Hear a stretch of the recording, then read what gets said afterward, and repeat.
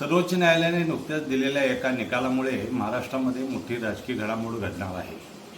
स्थानिक स्वराज्य संस्थांच्या मधील ओबीसी आरक्षणावरून जो तिढा सर्वोच्च न्यायालयापर्यंत गेला होता, जो खटला चालू होता, त्या संदर्भात सर्वोच्च न्यायालयाने त्या खटल्याला अनुसरून निवडणुका मात्र 4 महिन्याच्या आत घ्याव्यात आणि जो काही निकाल लागेल त्याचा परिणाम नंतरच्या आरक्षणावर होईल असं स्पष्ट सांगितलेलं आहे।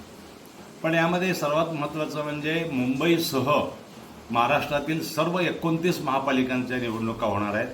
34 पैकी 32 जिल्हा परिषदेच्या निवडणुका आहेत आणि महाराष्ट्रात जवळपास 250 नगरपालिका नगरपंचायती यांच्या निवडणुका होणार आहेत। यातली सर्वात महत्त्वाची निवडणूक ही मुंबई, ठाणे, नाशिक, पिंपरी चिंचवड आणि पुणे या ट्रायंगलमधल्या ज्या 11 महापालिका आहेत त्या निवडणुका खूप महत्त्वाच्या आहेत आणि इथं मुख्य लढत ही भाजप विरुद्ध शिवसेना अशा स्वरूपाची असणार आहे आणि शिंदेसेना यामध्ये भाजपबरोबर राहील आणि मुंबईची महापालिका जिंकणं हे सर्वात महत्त्वाचं आहे, कारण या सगळ्या ट्रायंगलमधल्या 11 महापालिकांचं बजेट जवळपास 1 लाख कोटीच्या पुढं आहे आणि याशिवाय या परिसरामध्ये मुंबईच्या पट्ट्यामध्ये येत्या 5 वर्षामध्ये जवळपास 10 लाख कोटीची गुंतवणूक इन्फ्रास्ट्रक्चरमध्ये होणार आहे। त्यामुळे मुंबई महापालिकेची सत्ता आपल्याकडे ठेवणं हे फार महत्त्वाचं ठरणार आहे आणि ही महत्त्वाची महापालिका मिळवण्यासाठी भाजप आणि शिंदेसेना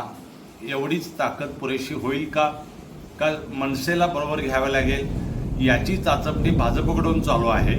त्याच वेळेला शिवसेना आणि मनसे म्हणजे उद्धव ठाकरे आणि राज ठाकरे एकत्र येण्याचा प्रयत्न करणार आहेत आणि त्याची तशी पावले पडत आहेत, तशी वक्तव्य येत आहेत। या पार्श्वभूमीवर आपण या स्थानिक स्वराज्य संस्थांच्या निवडणुकीचं राजकारण अर्थकारण समजून घेणारा या आठवड्यात प्रयत्न करतोय।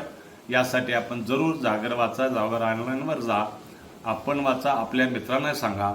धन्यवाद।